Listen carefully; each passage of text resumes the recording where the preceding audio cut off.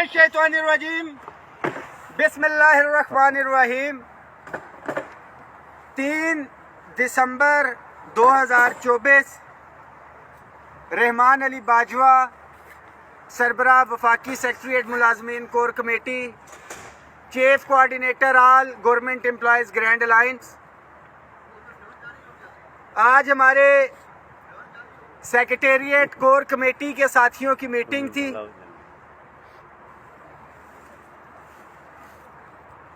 जो 20 तारीख का हमारा एहतजाज था, उसके बाद 10 तारीख की भी हमने कॉल दी हुई है, 10 दिसंबर की।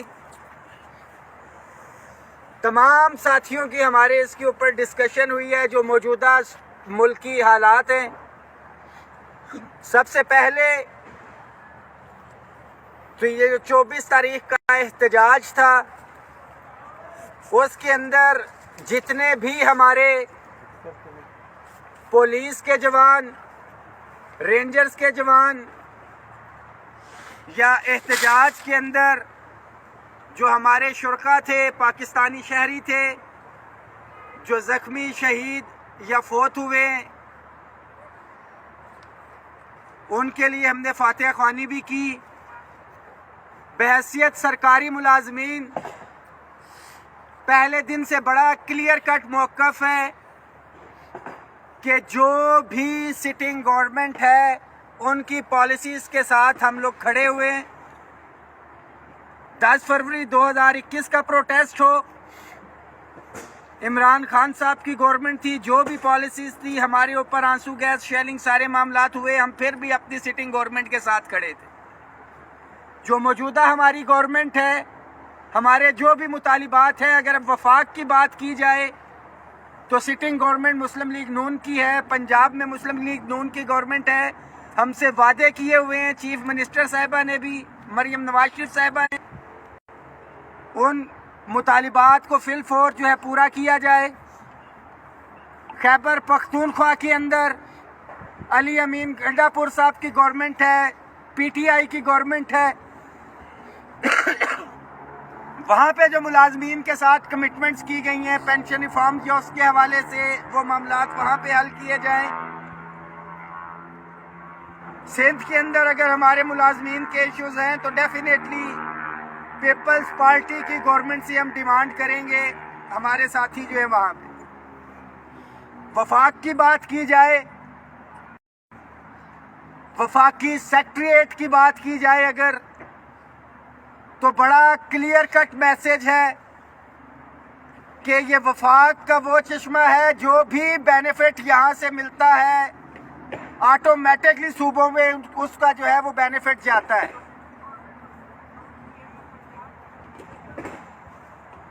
हालिया पेंशन के हवाले से जो 2-3 नोटिफिकेशन हुए थे, एक नोटिफिकेशन रहता है जिसकी मैं बार बार बात कर रहा हूं और मुलाजमीन को कह रहा हूं कि आप इकट्ठे हो जाएं। जो पेंशन के अंदर एडहॉक रिलीफ अलाउंसेस लग के आ रहे थे 2011-15 के, सबसे पहले खैबर पख्तूनख्वा की गवर्नमेंट ने उसको ख़त्म किया और 2 दिसंबर में पंजाब की गवर्नमेंट ने उसको ख़त्म किया। और ये वफाकी मुलाजमीन जितने भी हैं इंतज़ार करें, इसकी ऑलरेडी अप्रूवल हो चुकी है। कुछ टेक्निकलिटीज़ की वजह से ये रुका हुआ है और ये एवरेज के ऊपर भी मामलात आने।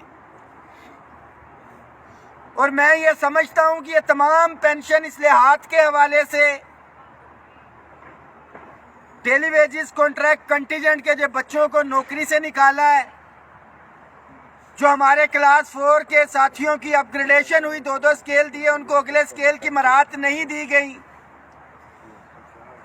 ये सिर्फ इसलिए किया जा रहा है कि मुलाजमीन अपना जो असल मुतालिबा है, इनका जो एक एहसासे महरूमी है, आइन का आर्टिकल 25 और 38 ये कहता है कि तफरीक नहीं होनी चाहिए किसी भी चीज़ में। तो हमारी जो डिस्पैरिटी है सैलरीज के अंदर है और सैलरी स्लिप ये चीख चीख के बोल रही है।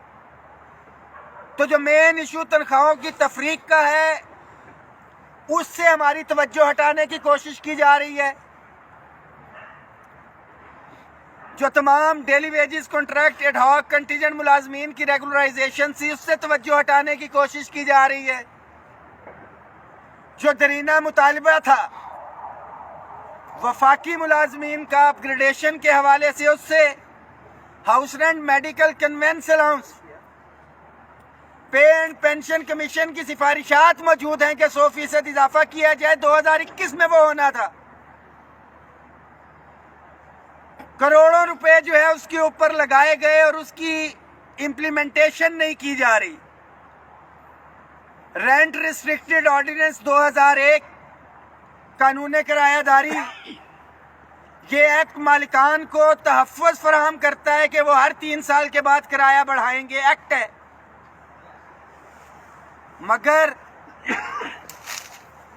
मालिकान तो किराया बढ़ा रहे हैं, इसके अंदर जो तनख्वाहों के अंदर, जो हायरिंग के अंदर इजाफा है। हमारा तो मुतालबा है कि हाउस रेंट के ख़त्म करके हायरिंग और ये तनख्वाहों के साथ दी जाए, जिस तरह हमारे पुलिस के भाइयों को, IB के भाइयों को, FIA के भाइयों को मिल रही है, NAP के साथियों को मिल रही है। ये हायरिंग को तनख्वाह का हिस्सा बनाया जाए।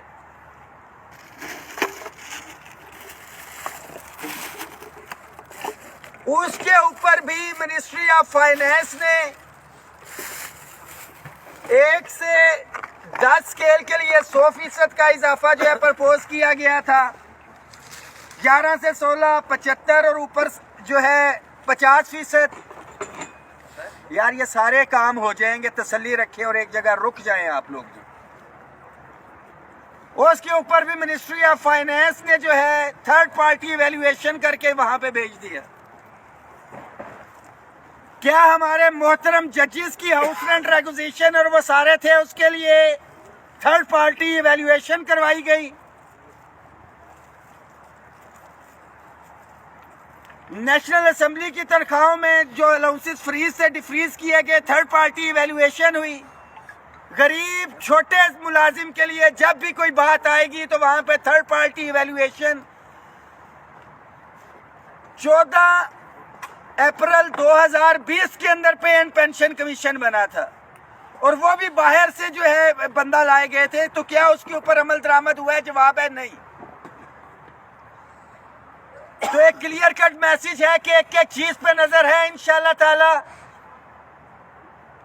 फेडरल सेक्रेटेरिएट के ये साथी, अपग्रेडेशन का भी मुतालबा है, तनख्वाहों में तफरीक का भी मुतालबा है। जो पेंशन रिफॉर्म्स आ रहे हैं, खो फेडरल सेक्रेटेरिएट हो, वफाक हो, सूबे, हर बंदे ने इससे जो है मुतासिर होना है। कंटीजेंट के हमारे मुलाजिम 1.5 लाख पोस्टें जो है वो खाली जो है ख़त्म कर दी गई हैं। मगर 100-150 लोगों को क्लास 4 को आप नौकरी से निकाल के कहें कि मईशत ठीक हो जाएगी, तो खुदारा इन क्लास 4 के बच्चों का जो है वो घर ना छीना जाए। स्कूलों, इदारों की निजकारी तवज्जो हटाने के लिए एक नया सिलसिला ये भी शुरू कर दिया गया है। खुदारा मुल्की असासों को, मुल्की विरसों को बेहतर मैनेजमेंट ला के, मैं फिर से कह रहा हूं कि बेहतर मैनेजमेंट ला के सख्त इकदामात करके जो है हम चीज़ों को बेहतर कर सकते हैं। PWD पाकिस्तान बनने से पहले का इदारा था और इसको बंद कर दिया गया करप्शन के ऊपर।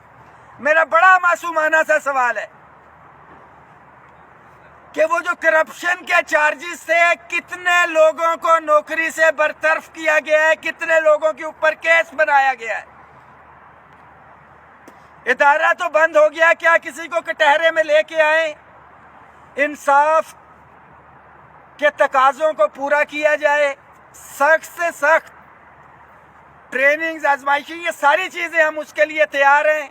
अपनी गवर्नमेंट के शाना बशाना खड़े हैं। मगर फिर से वही बात कि जो हमारे जायज़ आइनी मुतालिबात हैं, जो एक एहसास महरूमी है, जब तक ये ख़त्म नहीं की जाएगी ये तहरीक चलती रहेगी।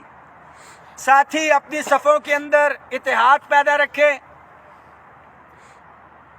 और जो इतना बड़ा प्रोटेस्ट था, जिस एहसन तरीके से गवर्नमेंट ने इसको जो है वो टैकल किया है, तो उससे बड़ी तैयारी के साथ अगर हम नहीं निकलेंगे, मुत्तहिद होकर नहीं निकलेंगे, तो ये जहन में रखें कि मुतालिबात पूरे नहीं होने वाले। और मैं अल्लाह का बड़ा करम अदा करता हूँ, अल्लाह का शुक्र अदा करता हूँ, अल्लाह का करम है। और आप तमाम साथी मुबारकबाद के मुस्तहिक हैं कि गुज़िश्ता 4 साल के एहतजाजों के अंदर ना हमारे ऊपर हुकूमत मुखालिफ होने का इल्ज़ाम लगा, ना कोई गमला पत्ता तोड़ने का इल्ज़ाम लगा, ना गाड़ी तोड़ने का इल्ज़ाम लगा। इंशाअल्लाह ताला पुरअमन रहते हुए, गैर सियासी रहते हुए अपनी जिद्दोजहद जारी रखेंगे और बहुत जल्द इंशाअल्लाह ताला मशावरत के साथ आइंदा के लाहे अमल का ऐलान करेंगे। आप साथियों के लिए सिर्फ इतना मैसेज है कि गुज़िश्ता 7 से 8 रोज़ मुसलसल जो हमारे अपने कोऑर्डिनेशन में हमारे साथी से दोस्त अहबाब, किसी का रिश्तेदार, किसी का कज़न, किसी का भाई जो इस शौक में गया हुआ था वो गिरफ्तार थे, हम उनके पीछे फिर रहे हैं अभी तक। तो बहैसियत सरकारी मुलाजिम अपनी जिम्मेदारियों को समझें, किसी भी प्रोपेगेंडे के हवाले से सियासी पोस्टें शेयर करने से इज्तनाब करें, अपने और अपने अहले खाना का जो है ध्यान रखें। मगर एक चीज़ बहुत वाज़ेह है कि अपने हक के लिए, अपने हकूक़ के लिए ना पहले पीछे हटेंगे, हटे थे ना आइंदा, और डट के मुनज़्ज़म मुत्तहिद हो कि इंशाअल्लाह ताला हमें फिर से बाहर निकलने की ज़रूरत है। बसूरत दीगर जो हमेशा से कहता हूँ कि मुत्तहिद हो तो बदल डालो निज़ाम गुलशन, मुत्तहिद हो तो बदल डालो निज़ाम गुलशन, मुंतशिर हो तो मरो शोर मचाते क्यों हो। सिर्फ एक ही मैसेज, इत्तेफाक, इत्तेहाद और फेडरल सेक्रेटेरिएट हो या वफाक हो, आप सब के लिए ये मैसेज है कि हम सब एक हैं, हम सब एक हैं। मुलाजमीन इत्तेहाद जिंदाबाद, federal secretariat employees core committee जिंदाबाद, all government employees grand alliance federal जिंदाबाद, हकीका पाकिस्तान जिंदाबाद, हकीका पंजाब जिंदाबाद, हकीका खैबर पख्तूनख्वा जिंदाबाद, हकीका गिलगित बल्तिस्तान जिंदाबाद, हकीका बलोचिस्तान जिंदाबाद, हकीका आजाद कश्मीर जिंदाबाद। इस मैसेज को शेयर करें, एक एक चीज पे नजर है। इंशाअल्लाह ताला जो अगला लाए अमल देंगे मशावरत के साथ, तमाम मुल्की हालात को देखते हुए और मुकम्मल प्लानिंग के साथ देंगे इंशाअल्लाह ताला। बहुत शुक्रिया। कावा तैयार है।